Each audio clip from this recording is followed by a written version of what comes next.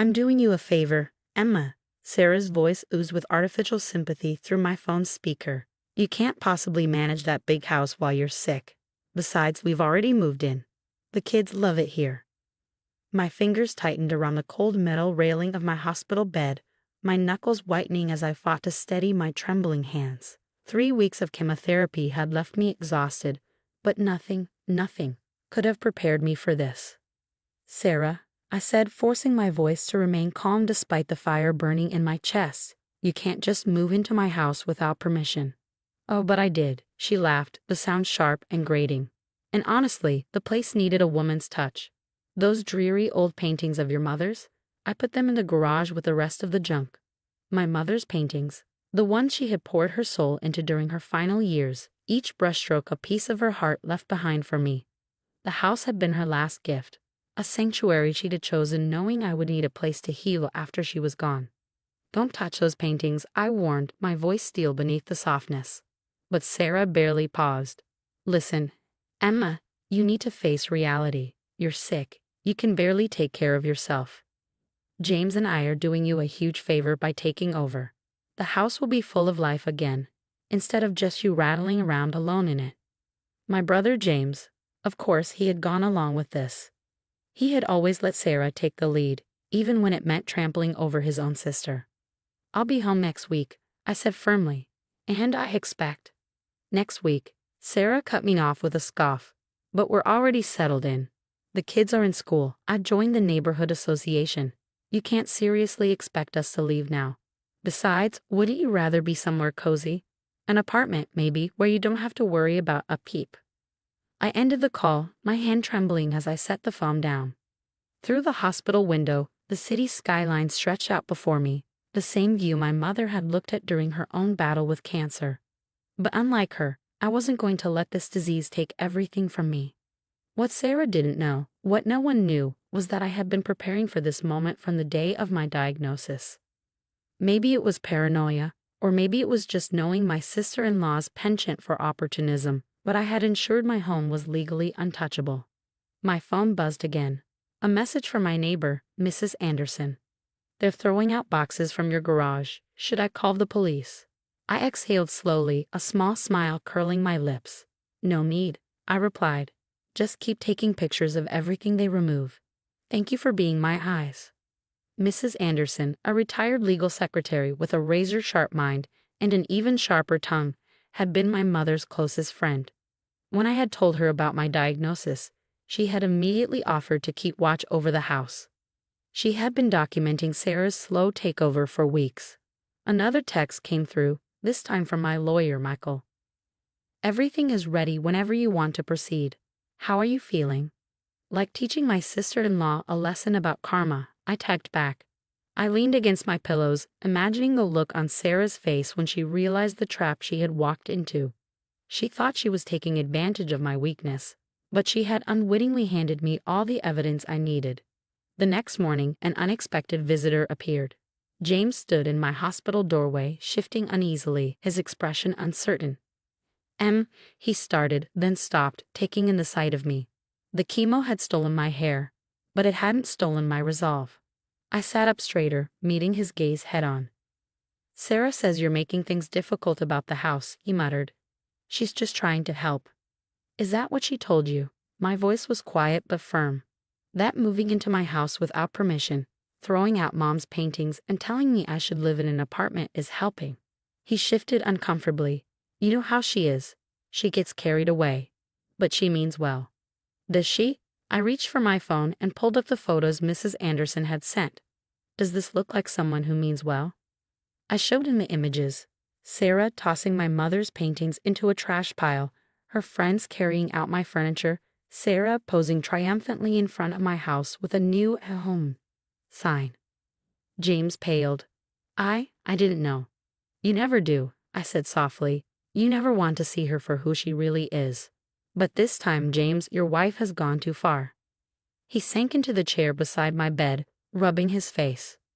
What are you going to do? I thought of the legal documents waiting to be filed, the security footage, the meticulous records Mrs. Anderson had kept. The net was already tightening around Sarah, and she didn't even know it. I'm going to show her what happens when you mistake kindness for weakness, I said.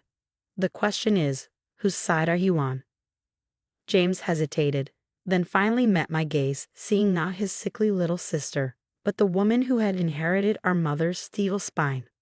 What do you need me to do? He asked. I sent a quick message to Michael, the final piece locking into place. Just watch, I told James, and maybe for once stand with your family instead of enabling her games. As he left, I caught my reflection in the window. I might have looked fragile, but inside, I had never been stronger. Sarah thought she had won. She had no idea that next week she was in for the homecoming of a lifetime. The day I was discharged from a hospital, Mrs. Anderson sent me a video that ignited a fury deep in my bones. Sarah stood in my mother's art studio, now desecrated into what she smugly called her meditation space. Mom's hand-painted murals were buried beneath tacky motivational posters, the kind that peddled empty platitudes. And this is where I'll be teaching my wellness classes. Sarah's voice trilled, undoubtedly filming for her social media. Sometimes the universe just knows what you need, and this house was meant to be mine. I watched the clip 3 times during the taxi ride home, each replay tightening the knot of resolve in my chest. When we pulled up, my eyes locked onto Sarah's overpriced SUV, parked right where my mother's beloved rose garden used to be.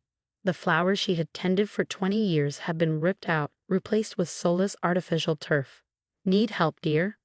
Mrs. Anderson called from her porch, already heading my way. She took my small bag while I steadied myself with my cane, the lingering weakness from chemo making my steps deliberate but unwavering. She's throwing a housewarming party today, Mrs. Anderson murmured as we approached the door. Invited the whole neighborhood. Didn't expect you home so soon. Perfect. I didn't knock. It was, after all, my house. Laughter and the clinking of glasses spilled from the living room. Sarah stood at the center, holding court among a cluster of equally vapid guests. Emma, her voice pitched high in surprise, her smile faltering for a split second before snapping back into place. We weren't expecting you. Should you really be out of the hospital? The room fell silent, all eyes turning toward me, my frail frame, my cane, the headscarf covering my scalp. The pity in their stares was exactly what Sarah had banked on. Well, I couldn't possibly miss your housewarming party, I said sweetly, especially since you're warming my house. A ripple of discomfort passed through the crowd. Clearly, Sarah had spun a very different version of events. Oh, Emma, you're confused, she cooed, stepping forward with exaggerated concern. We talked about this. James and I are taking care of the house while you focus on getting better, remember? Actually, I said, raising my voice so there was no mistaking my words, I remember quite clearly that you moved in without permission while I was having chemotherapy. Just like I remember you throwing away my mother's paintings. More shifting. Guests inching toward the door. That's not. I would never, Sarah sputtered, her face flushing. James, tell her. My brother stood by the fireplace, his moment of reckoning staring him in the face. No, Sarah. His voice was quiet but firm. You're the one who needs to listen. Sarah's expression twisted in rage. What is wrong with all of you? I'm trying to help. Emma can't possibly manage this house in her condition. I'm doing her a favor. A favor? I pulled out my phone and hit play. Sarah's own voice filled the room. Once Emma's gone, this place will finally have a real family in it again. She never appreciated it anyway. The last of Sarah's friends grabbed their purses and practically fled. You've been recording me? Sarah shrieked. That's illegal. Not in your own home, Mrs. Anderson said coolly. And this is Emma's home, as the property records clearly show. Not for long. Sarah snapped. We've already started the paperwork to transfer the deed. Haven't we, James? James looked at his feet. No, Sarah. We haven't. And we won't. Sarah's face went from red to purple. What do you mean, no? We talked about this. Emma needs to be in a facility where she can get proper care. This house is wasted on her. Mrs. Harrison, I called out. My mother's old lawyer stepped in from the front porch, briefcase in hand. Perfect timing. No. Sarah shrieked, panic rising in her voice. You can't make us leave. We have rights. Mrs. Harrison opened her briefcase. Actually, he don't. I have here documentation of your illegal occupancy, destruction of property, and attempted theft. You have exactly 1 hour to collect your personal belongings before the police arrive to escort you out. Sarah turned to James, eyes brimming with desperate tears. You're going to let them do this to us? To your own family? My family? James' voice held an edge I hadn't heard in years. Emma is my family. Mom was my family. And I've let you disrespect them both for far too long. I watched as Sarah's carefully curated world collapsed. All the power she thought she wielded, the control she'd had tried to exert over my life, it was slipping through her fingers. 1 hour. I reminded her. And Sarah, those paintings you threw away, they were appraised at over $50,000 each. You'll be hearing from my lawyer about that too. Sarah stormed upstairs, still shrieking her protests. James hesitated, then turned back to me. I'm so sorry, he started. I know. I sank onto Mom's favorite armchair, one of the few things Sarah hadn't managed to discard. But sorry isn't enough this time, James. You need to decide what kind of person you want to be. He nodded, understanding the weight of my words. This wasn't just about the house. It was about years of silence, of enabling, of choosing Sarah over his real family. I'll help her pack, he said finally. And then, maybe we can talk. Really talk. I nodded, watching him go. Mrs. Anderson sat beside me and took my hand. Your mother would be so proud, she murmured. You handled that exactly as she would have. I squeezed her hand, thinking of Mom. Her strength, her unwavering love, her refusal to let anyone trample over what she built. Sarah thought cancer made me weak, I said. She didn't realize it made me stronger than ever. Above us, Sarah's voice raged on. But it didn't matter. I was home, and I was here to stay. The next step would be reclaiming my space, erasing every trace of Sarah's intrusion. But first, I had a family to rebuild, starting with my brother, if he was finally ready to be the man I knew he could be. The first step was getting my home back, undoing everything Sarah had tried to erase. But before that, I had to rebuild my family, starting with my brother James, if he was finally ready to be the person I knew he could be. 3 months after Sarah left, my house finally felt like home again. The walls, once covered with her corny quotes, now displayed my mother's beautiful paintings. Each one told a story of strength, just like my own. James started visiting every Sunday, this time without Sarah. At first, our conversations were awkward, full of silences. But slowly, we started fixing what Sarah had tried to break. One afternoon, James brought me something special. I found this in my attic, he said, handing me a familiar package. It was Mom's old sketchbook, filled with drawings of the garden she had loved. I thought Sarah threw this away, I whispered, running my fingers over the pages. I saved it, he admitted. It was the one time I stood up to her. I just couldn't let it go. My last chemo session was 2 weeks ago, and my doctor was hopeful. My hair was growing back, soft and fuzzy. James teased me, calling it my baby bird look. But more than that, my strength was returning. Not just physically, but emotionally too. Every morning, Mrs. Anderson helped me replant Mom's roses. We discovered that Sarah hadn't managed to kill them all.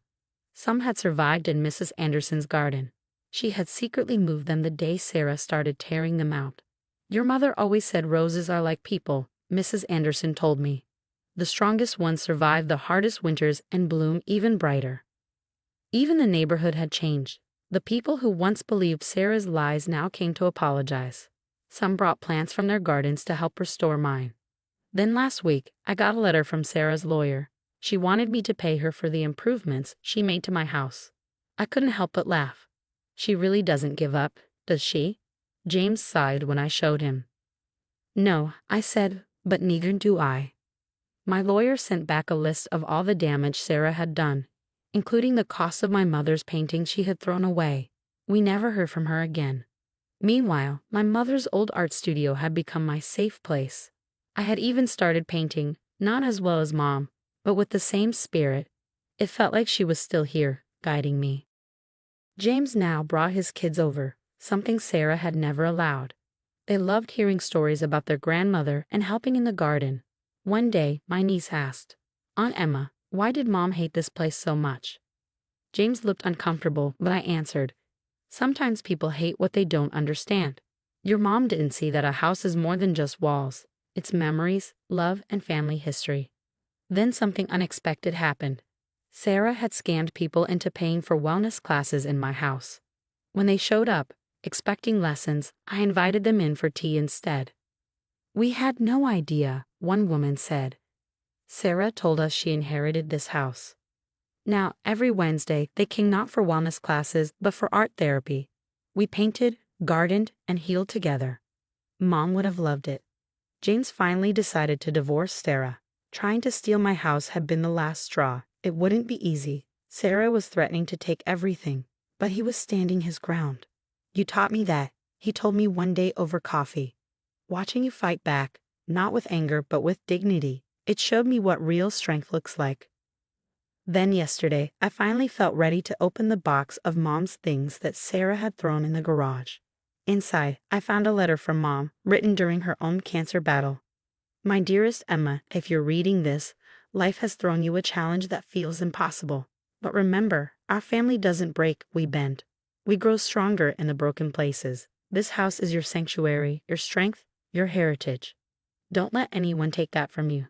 Looking around at the restored paintings, the blooming garden, and the family photos back in place, I knew Mom would be proud. Sarah had tried to erase us, but instead she made our roots grow deeper. The doorbell rang. It was Mrs. Anderson with cookies. Outside, new roses bloomed where Sarah's fake grass used to be. Life always finds a way to grow, even after the worst storms. This house isn't just a building. It's proof of survival, of family, of the strength we find when we refuse to be torn down. Sarah thought my illness made me weak, but it only showed me how strong I truly am. Sometimes the best revenge isn't fighting back, it's thriving despite those who tried to break you. The garden blooms, the art flows, and love fills this house again. That's a victory Sarah will never take away.